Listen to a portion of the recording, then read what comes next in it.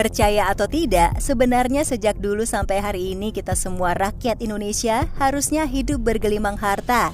Bukan hanya karena Indonesia dilimpahi banyak hal, namun kita punya piutang besar sekali dari negara-negara di dunia, Amerika khususnya. Sejak zaman penjajahan atau bahkan lebih jauh lagi, sudah tidak terhitung banyaknya harta-harta nenek moyang yang diboyong keluar. Memang tidak ada bukti yang valid, namun percayalah jika kita dulunya sangat kaya raya. Salah satu harta yang kita miliki adalah 57.000 ton emas yang konon dipinjam oleh Amerika kepada Indonesia. Bayangkan 57.000 ton emas kalau dibagi kepada semua orang Indonesia, berapa banyak ya yang bakal kita dapatkan? Mungkin lebih dari 10 kilo per orang. Atau kalau dikonversikan, jumlahnya mungkin lebih dari jutaan triliun rupiah. Kita berhak atas ini, namun kenyataan yang ada jauh berbeda. Hingga kini, emas-emas tersebut misterius, entah keberadaannya maupun lebih-lebih status kepemilikannya. Konspirasi tingkat tinggi telah berlaku di sini. Lalu, seperti apa sebenarnya misteri dari hutang emas seharga triliunan dolar ini? Simak ulasan lengkapnya berikut ini. Bukti sah hutang Amerika. Seperti yang sudah disinggung di bagian pengantar, banyak sekali harta-harta kita yang terbang ke luar negeri. Akan sangat panjang untuk menelusuri kenapa dan bagaimananya. Namun yang jelas, pada akhirnya harta-harta yang rata-rata berbentuk emas ini terkumpul sebagian dengan jumlah sekitar 57.000 ton tadi. Amerika Serikat lewat presiden mereka, John F. Kennedy, meminta belas kasih Presiden Soekarno untuk meminjam harta ini demi pembangunan Amerika. Presiden pertama kita itu menyetujuinya dan kemudian perjanjian ini dituangkan dalam Green Hilton Memorial Agreement yang dibuat pada tahun 1963. Hal ini jadi bukti cukup valid kalau Amerika punya hutang besar kepada kita. Kontroversi isi perjanjian. Pada perjanjian tersebut, diketahui Soekarno memberikan emas-emas itu. Namun sebagai imbalannya, presiden pertama ini meminta royalti sebesar 2,5% per tahun. Di samping itu, Presiden Soekarno juga memberikan izin kepada Amerika untuk menambang di Indonesia, asal emasnya sama sekali tidak boleh dibawa keluar. Kennedy menyetujui hal ini. Bahkan ia menyanggupi jika perjanjian ini dilanggar, maka negaranya siap menerima sanksi berupa pengembalian paksa 57.000 ton emas tadi.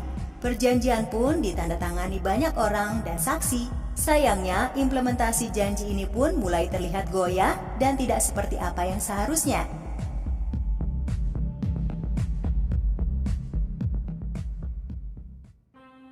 Kematian Kennedy berbuah fatal bagi perjanjian Hilton. Tak lama setelah perjanjian tersebut dibuat, atau tepatnya di tahun 1963, Kennedy pun tewas terbunuh dalam sebuah parade di tahun yang sama. Kematian ini pun berbuah fatal terhadap implementasi perjanjian penting itu. Kabar ini tentu saja mengagetkan Bung Karno. Pasalnya, skenario seperti ini tidak pernah terbayangkan olehnya. Sudah jelas beliau segera menuntut semua harta ini dikembalikan, namun sayangnya hal tersebut tidak pernah terrealisasi. Konon, emas-emas berharga itu dipindahkan ke suatu bank dan kemudian diklaim oleh pihak-pihak tertentu.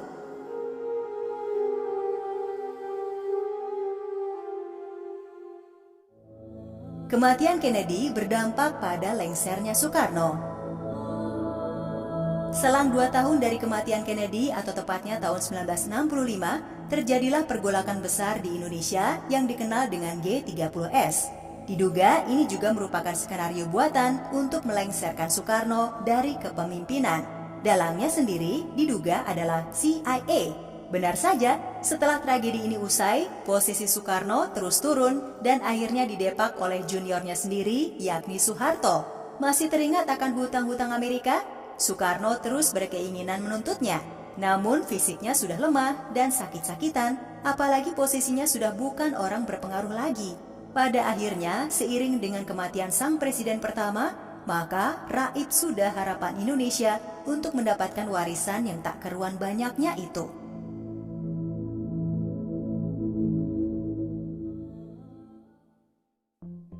Rusaknya perjanjian berbuah di keruknya tanah Papua. Meskipun sangat berat, kehilangan 57.000 ton emas bukan hal yang terlalu buruk. Setidaknya Indonesia masih punya cadangan emas yang melimpah di Papua. Sayangnya perjanjian penting itu tidak lagi valid. Dan dimulai dari era Soeharto, Freeport mulai mengais emas-emas di tambang Grasberg dan membawa semuanya. Mereka hanya membayar royalti yang sangat sedikit dibandingkan jumlah yang dibawa. Hingga hari ini, emas-emas Papua terus dikeruk dengan egois.